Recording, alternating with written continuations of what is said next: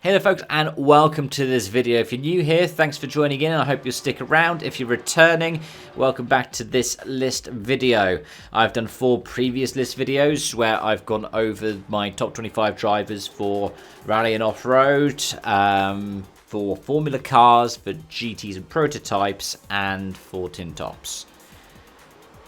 And here we're going to be sort of combining them together. We're going to go through the top 100 drivers of the year. Some of these drivers move around in places compared to their individual lists. What I will be doing is I will be briefly covering a lot of the drivers, but with a couple of them I'll be going into a little bit more detail, including where they are on their respective lists.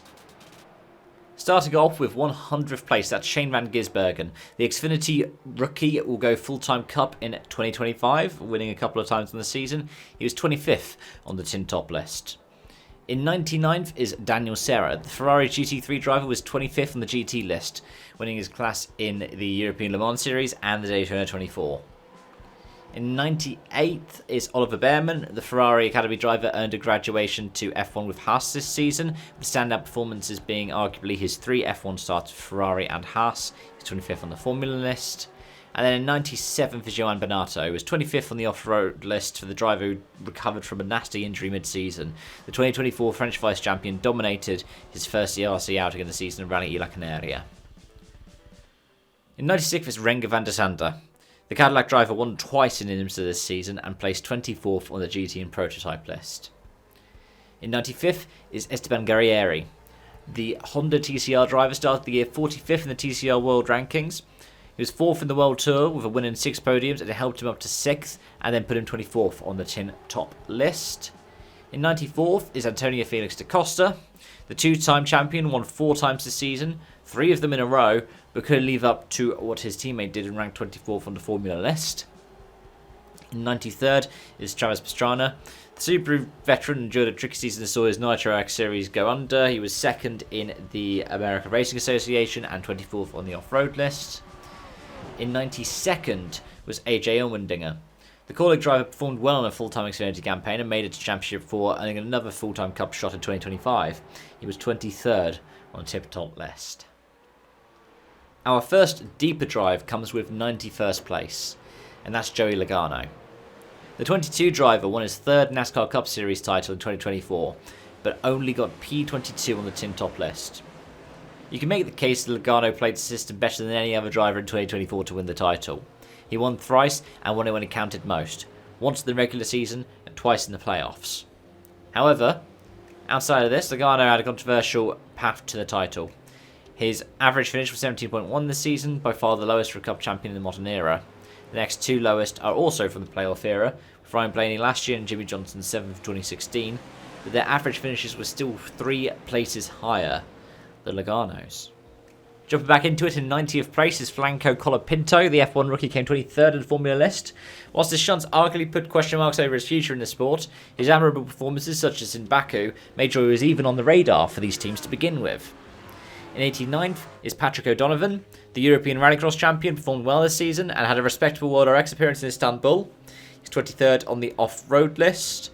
In 88th is Rene Rast. A jack of all trades, Rast was 23rd on the GT list thanks to solid performances in DTM and IMSA, but was let down by a BMW struggles in WEC that failed to let him realise his potential. In 87th is Kelvin van der Linde. The DTM runner-up also got a podium at Bathurst back in February, but a troubled WEC campaign with Lexus kept him 22nd on the GT list. In 86th is Diego Dominguez Jr. The WRC3 World Champion was competitive in the JWRC as well this season, getting 22nd in the off-road list and setting a good foundation for his home rounds debut in the WRC in 2025. In 85th is Andrea Kimi Antonelli. The Mercedes Junior was good enough to get a call-up to replace the great Sir Lewis Hamilton of the Silver Arrows next year, even if he crashed early in his first FP1 outing. Merck's first rookie in 70 years, he was 22nd on the Formula list. In 84th is Leonardo Fornaroli.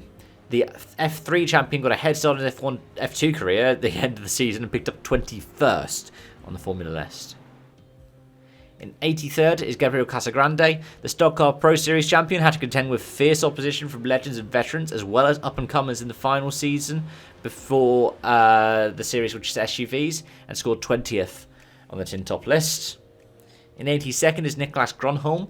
Gronholm had another what could have been season this year, with reliability forcing him out of the title challenge and putting him 20th on the off-road list. In 81st is Ricky Collard. Collard switched to GT, yielded a British GT crown alongside his father, as he came 21st on the GT list. In 80th place is Justin Allgaier. The Xfinity Series champion for JRM was also dependable in his appearances elsewhere in 24, helping him 21st on the tin top list. In 79th is Abdulaziz Al-Khawari, who was 21st on the off-road list. The Qatari picked up his first Middle East Rally Championship title, ending a mammoth run by compatriot Nasser Al-Attiyah. In 78th is Abby Pulling. The F1 Academy champion utterly dominated the series and ended up having to win the title twice. The Alpine Junior came up 20th on the Formula list. In 77th is Robert Kubica. 20th on the GT prototype list was good for Kubica, who was part of the winning lineup at Kota in WEC, as well as hoping AO and TF to the ELMS title. In 76th is Tommy Milner. Milner was just above Kubica on the GT prototype list with 19th, with the veteran driver coming second in GT World Challenge America despite missing the first 4 races, thanks to winning 7 of the other 9. In 75th is Kenta Yamashita. Yamashita won Super GT this season alongside Sho Tsuboi, but his Super Formula campaign with Toyota wasn't as stellar as convincing as his compatriot. He was 18th on the GT and prototype list. In 74th, Sebastian Loeb. The WRC's GOAT was competitive in anything he touched this season, but some rotten as well as sparse outings kept him 19th on the off-road list. In 73rd is Yazid Al-Raji. The W2RC vice-champion was competitive throughout the season, but the field wasn't as competitive as first expected thanks to the withdrawal of Audi. He was 18th on the off-road list. In 72nd is Chaz Mostert. 19th on the tin top list, he performed well in GT World Challenge Australia to complement 3 wins in supercars, but was hampered by a slow start to the season. In 71st is Colton Herta. 18th on the tin top list, the IndyCar runner-up helped Acura win the Sebring 12 Hours, but benefited in final IndyCar standings from issues around him. In 70th place is Josef Newgarden. The only driver not on any of the individual lists, Newgarden helped out in some places, got some great individual accolades in others. Back-to-back in the Indy 500 with his second win in as many attempts, and part of the winning team in his GTP debut at the Daytona 24 were excellent standout performances this season. Part of why Newgarden didn't feature on the individual lists was because they were arguably the highlights of the less convincing campaign in IndyCar. He won twice but finished 8th, perhaps in part to the Penske disqualifications at St. Pete. In 69th is Romain Jurgensen. From video games to world champion, the FIA Rally Star graduate won the JWRC on his first attempt to graduate to WRC2 next year with the WRC's backing. He was 17th on the off-road list. In 68th is Cam Waters. Waters suffered like Mostert did from a slow start to the supercar season, but 4 wins on the year and some respectable NASCAR entries took him to 18th on the tin top list. In 67th is Liam Lawson. Stepping in for Daniel Ricciardo again this year, Lawson earned a Red Bull ride thanks to running well at Kota and Interlagos and got 17th on the Formula list. In 66th is Philip Ellis. The IMSA GTD winner with Winward, Ellis was convincingly at the front of his main series and helped Mercedes out in other spaces on his way to 16th in the GT and prototype list. In 65th is Nick Cassidy. He performed well with 3rd in Formula E, but was let down in some places on his way to 16th on the Formula list. In 64th was Dan Kamish, and Dan Cam came 17th in the tin top list. And has arguably come into form in 2024. With a run of 9 races, we got 8 top 5s and 1 6th placed finish. In 63rd is George Russell. Car 63 got P63. He was comprehensively the better Mercedes driver this year, but hasn't demonstrated the leadership skills he needs quite yet, as he got 15th on the Formula list. In 62nd is Brandon Semenuk. Now triple champion of the ARA, Semenuk was impressive the world over on his way to 16th on the off-road list, but was arguably helped by the dominant pairing with Vermont sports car. And 61st is Louis Delatraz, who's 15th in the GT prototype list, won the European Le Mans Series and the Sebring 12 Hours. In 60th place is Santiago Urrutia. The Lincoln co-driver was 4th in the TCR World Rankings, 7th in the World Tour with 3 wins, and 16th in the tin top list.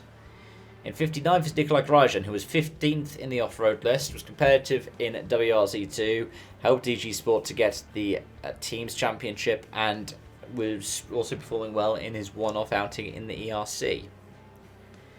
In 58th is Zane Maloney, 14th on the Formula list. He was 4th in F2 despite missing the finale in Abu Dhabi to make what was a solid Formula E debut. In 57th is Matt Campbell. Porsche driver won at Bathurst and won at Daytona. He was 14th on the GT prototype list. In 56th was Brock Feeney, the Supercars runner-up in his second full-time season, winning 6 times, ended up 15th in the tin top list. In 55th was Augusto Farfus, 13th on the GT and prototype list. He had peaks in WEC and troughs in IMSA. In 54th is Elfyn Evans. 14th in the off-road list seems harsh for the WRC vice champion. He only won once of the season finale in Japan. Was dependable, but at some points in the season Toyota had to rely on veteran Sebastian Ogier stepping up from a part-time campaign to help out with the driver's bid. In 53rd is Lewis Hamilton. Hamilton was 13th on the Formula list, got 2 wins in the season, and Silverstone was a standout win that was quintessentially Hamilton. Whilst the Spa one was lucky thanks to his teammates' disqualification, he did have good performances elsewhere on his way to Ferrari. In 52nd is Chris Ingram. 13th in the off-road list in 2024, the British Rally Champion won the title whilst switching cars mid-season from the older Polo R5 to the new GR Yaris Rally 2, and impressed in outings in the European Rally Championship and World Rally Championship as well. In 51st is Colin Turkington. 14th in the tin top list, the 4-time champion was 4th in the BTCC and won 5 times. However, these are the peaks of the season that saw multiple lows. In 50th place is Ryan Blaney. The runner-up in the NASCAR Cup Series and the outgoing series champion was 13th in the tin top list this season, having delivered some good performances but struggled with the Mustang Dark Horse early on. In 49th is Carlo Rovanpera. 12th in the off-road list, the winningest driver in WRC in 2024 had a bit of a checkers or wreckers approach as he was on a somewhat sabbatical year from the top class. In 48th is Gabriel Bortoleto, a rookie F2 champion after getting a rookie F3 title. He's deserved of the graduation into Formula 1 next season and came in at 12th on the Formula list. In 47th was Mirko Bortolotti. The DTM champion was 12th on the individual GT and prototype list, but like many of the other drivers on the DTM calendar, they ended up being let down by their WEC campaigns, Bortolotti with Lamborghini. In 46th is Nasser Al-Attiyah. He's 11th in the off-road list, but the W2RC champion twice over is still yet to get the kind of Dakar successes he's been hoping to from the ProDrive collaboration. We'll see what happens when he goes to Dacia for next season. In 45th is Sho Tsuboi. Now, Sho Tsuboi has a unique qualification on this list. He is the only driver to appear on 2 separate individual ones, being 17th in GT and Prototype and 19th in Formula. That's because in Super GT, he won the title alongside Kenta Yamashita. However, whilst Yamashita struggled in the Super Formula series, Tsuboi picked up the title as well, doing the double with Toyota. It's an incredibly impressive feat, as these championships have gotten a bit less international and a bit more domestic. It's still amazing to see somebody not only win in one, but win convincingly in both championships. A worthy champion, and worthy of the climb up this list. In 44th is Andre Lotterer. A WEC champion, he was 11th in the GT prototype list, as unlike his teammates, Porsche Penske Motorsports in the World Endurance Championship, it was a sole series he competed in this season. In 43rd is William Byron. The Daytona champion got 3 wins on the year and came in 12th on the tin top list. In 42nd is Scott McLaughlin, who was 3rd in the IndyCar Series with 3 wins as well this season. Came in 11th on the Formula list. And in 41st was Oliver Solberg. The WRC2 Vice Champion came in 10th in the off-road list and had an impressive win in his home rally in the ERC yet again. In 40th place is Carlos Sainz Jr. Sainz won twice in Formula 1 this season, getting 8 more podiums and coming in 10th in the Formula list. In 39th was David Cameron, and actually at the same time 38th Felipe Nasser. You can't really put a thing between them, and you could argue that in reality they should be tied for that position. They were joint 9th on the GT prototype list. They were the IMSA champions with Porsche Penske Motorsport. However, much like with Lotterer, their sole focus this year was on IMSA. However, their title was more convincing.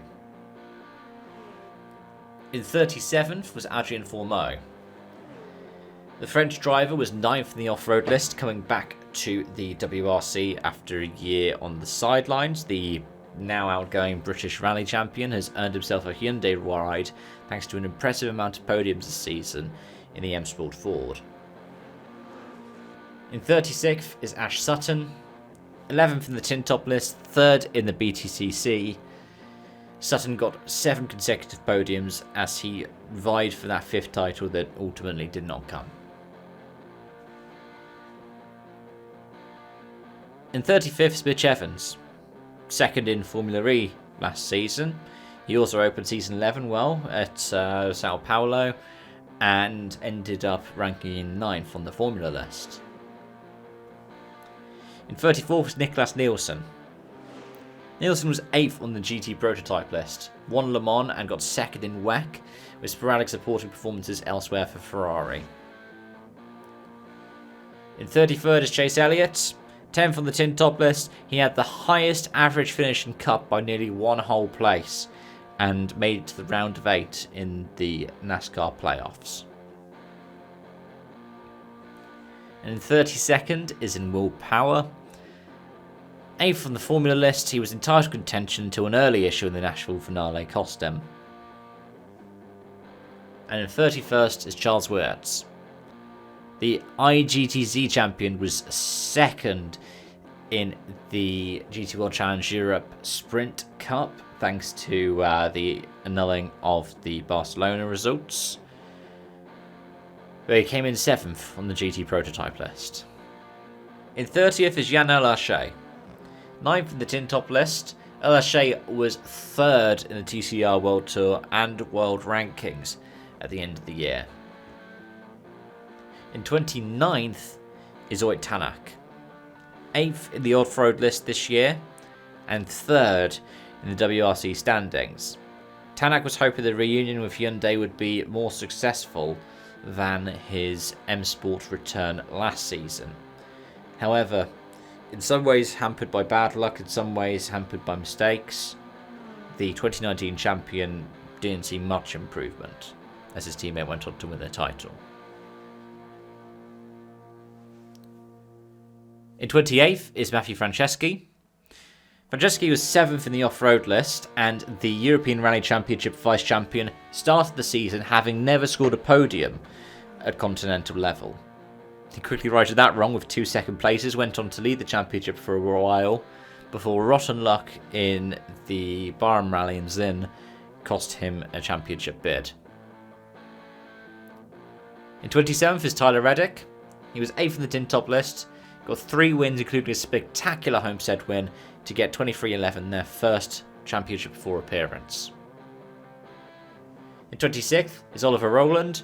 4th in Formula E this season. He missed 2 races, which puts an asterisk next to that. He was 7th, however, on the Formula list.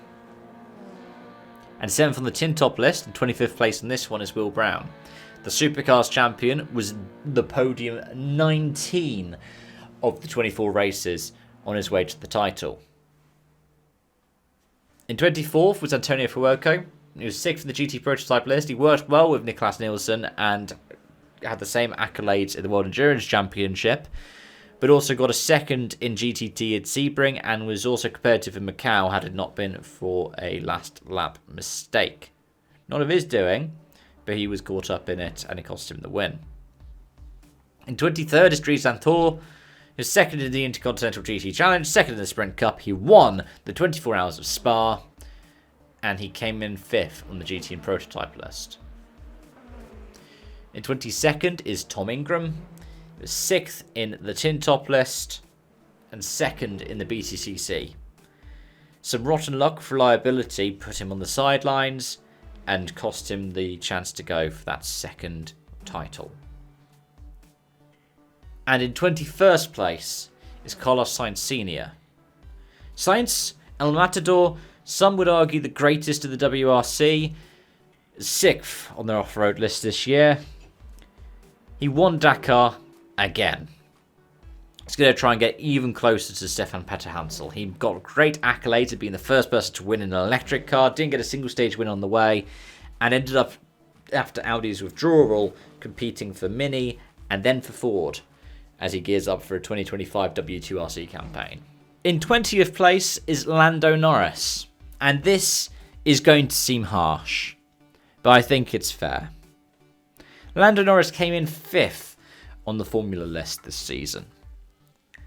And that was because, even though he got his first win and arguably had some kind of a title challenge with Max, there were so many different mistakes or places where he wasn't at his best that cost him the championship. The statistic that people were using throughout the season, at least in the so-called biased British media, was points scored since Miami. Lando led that for a while, but first lost it to Piastri and then somebody else took that, who will also be coming up later on. Lando did help McLaren and he was the better driver in terms of the run to the championship. And they did win their first constructors since before Lewis Hamilton was in the sport. In fact, in my lifetime. But it's Timo's second season, and there were so many little moments and mistakes by Lando that meant that even though the gap was quite big at Max's last win at Catalonia, it was still bigger by the season finale. In 19th is Sami Pairi. The 2024 WRC2 champion was 4th in the off-road list. He made a great graduation up to the WRC with 3 good starts, the best being a 4th on his debut in Rally Finland, and now has a full-time rider for Toyota for 2025. In 18th place is Jake Hill. The BTCC champion was 5th in the Tin Top list. He picked up 8 wins and 8 further podiums. In 17th is Pascal Wehrlein, 6th in the Formula list and finally a world champion in Formula E. He scored 3 wins and ended up scoring in all but 2 races, and had a good start to the 24-25 season, season 11, until he was flipped upside down. In 16th is Oscar Piastri. Piastri was 4th in the Formula list. In fact, he was at the top when I started doing this series of lists in September. However, a dip in form late in the season and a few mistakes meant that he lost out here. In 15th place is Johan Kristoffersson. Kristoffersson has accomplished a great feat. He's now a 7-time FIA World Champion, having won his 7th World Rallycross Championship in 2024.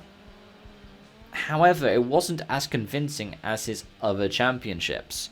And whilst, yes, he did help Ole Christian Veiby in the first race in Istanbul, in the second race he just didn't have the same level of performance. It was a good championship win, but it wasn't anything as convincing as the early PSRX KMS days. In 14th was Alessandro Pierguidi. Pierguidi opened the year with a GTD win at Daytona. He was also runner-up at Spa and 3rd at Le Mans. He was 4th on the GT and Prototype list. In 13th was Thied Bork, 4th in the Tin Top list. He got 3 race wins on the year. He was 2nd in the TCR World Tour and World Rankings. In 12th was Norbert Michelis, TCR World Tour champion twice in a row now, his 3rd World TCR crown. He was 2nd in the Tin Top list, whilst he still retained 1st in the TCR World Rankings. And in 11th place is Kevin Estre, a World Endurance Championship winner. Runner-up at the Nürburgring 24 Hours and Petit Le Mans. Estre ended up doing really well for Porsche this year and helped them around the world on his way to 3rd in the GT and Prototype list. In 10th place is Charles Leclerc. Leclerc held the feat that I discussed earlier of being the highest scoring driver from Miami onwards. Leclerc also picked up 3 wins on the season on the way to P3 in the F1 Drivers' Championship. If it hadn't been for a slow start to the season for Ferrari or a slow start to the season for himself, he could have mounted a better title challenge arguably than Lando Norris. We'll see what he does next season with Sir Lewis Hamilton alongside him. But this year, he's 10th in the world and 3rd on the Formula list. In 9th place is Hayden Paddon, the double European Rally Championship champion. Was 3rd in the off-road list this season.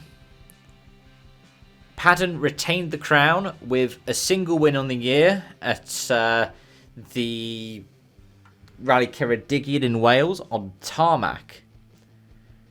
But that was in a season that was so competitive that the 8 different rounds were won by 8 different drivers. And in fact, there were even more what could have beens for Paddon. What could have been when it was the power stage punchers in Hungary and in Sweden that cost him valuable points. And potentially, or could have been, had Otago not clashed with the opening rally of the season in Hungary. He didn't win the New Zealand Championship this year, but he did win the APRC again. In 8th place is Christopher Bell. Bell was 1st in my Tin Top list. He got 3 wins this season in the NASCAR Cup Series. If we'd used the NASCAR point system from the Winston Cup era, he would have been the champion. But NASCAR has its postseason, it has the playoffs. And a couple of mistakes, namely the biggest one, something he claims is a mistake, NASCAR argues was intentional, was a cheap copy of the Hail Melon tactic that Ross Chastain used to get to the 2022 championship race. NASCAR didn't like it and chucked him out. But really, he could have done better. In 7th place is Sébastien Ogier. The 8-time World Rally Champion was only meant to be part-time this season and ended up doing 10 of the 13 rounds. He missed 2 by design in Sweden and in the Safari, but was fighting for the championship lead. In fact, by Rally Finland, he'd had 3 wins from his 6 starts, and the other 3 were podiums. Late in the season, as the title bid got really serious, he faltered, notably with final stage crashes on the Acropolis and the final day crash in the Central European Rally. But he really shouldn't have had to be title contender for Toyota. That's why he ended up coming in 2nd in the off-road list and 7th on this one. In 6th place is Maro Engel. Engel won the GT World Challenge Europe Sprint title. He also came 3rd in DTM. Engel also saw great competition in the Intercontinental GT Challenge, and also rounded the year off with a nice win in Macau. He was second in the GT and Prototype list. In 5th place, and number 1 on the GT and Prototype list this year, was Lawrence Van Thor. The World Endurance Championship winner was 4th in the Daytona 24 as well, but he also picked up extra wins at the 12 Hours of Bathurst and the Nürburgring 24 Hours. In 4th is Alex Palou. Alex Palou came 2nd on the Formula list. He's a triple IndyCar champion now, with his 3rd title in 4 seasons. Ended the win with 3 wins on the year. Had relentless consistency. In 3rd place, and the top of the off-road list, is the 2024 World Rally Champion, Thierry Neuville. Now, in terms of wins, Neuville wasn't at the top. In terms of stage wins, he wasn't at the top. In terms of most points scored on a Saturday or a Sunday, he wasn't at the top.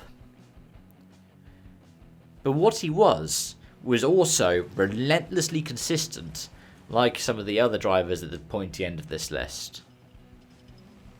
In fact, out of the 39 different scoring opportunities in the WRC this year, that was the Saturday, the Sunday, and the Power Stage, Neuville scored points in 38. The only opportunity that he missed was in Sardinia on the Saturday when he went off the road. That was not the only mistake he made this season, but that was the biggest mistake. And the only one that really put a threat into a title bid in the end. He led the championship from start to finish. And when the 2084 point system was said to be impossible to get full points because somebody would be pushing harder on the Sunday, somebody would be pushing harder on the Power Stage, he picked up all 30 at the season opening Monte Carlo Rally. After so many years of what could have been, of being the perennial bridesmaid in the WRC, more second place finishes than anyone else in WRC history, got a first and well-deserved title alongside co-driver Martin Wiedeigger. In 2nd place is Max Verstappen. And this might seem harsh. It is a hot take, and I know it is. The 4-time F1 world champion. He's never won a title in straightforward circumstances. He had 2021 being what it was. He had 2022, where he won after the points controversy at Suzuka. There's 2023 when he won it in a sprint, and this year he also won it on Saturday in Las Vegas. Verstappen dominated the early part of the season when the car was at its best and when the car was comfortably the best one on the grid. But even whilst the campaign faltered, he was still picking up podiums. He still picked up a couple of wins towards the end of the year. The Sao Paulo drive was great.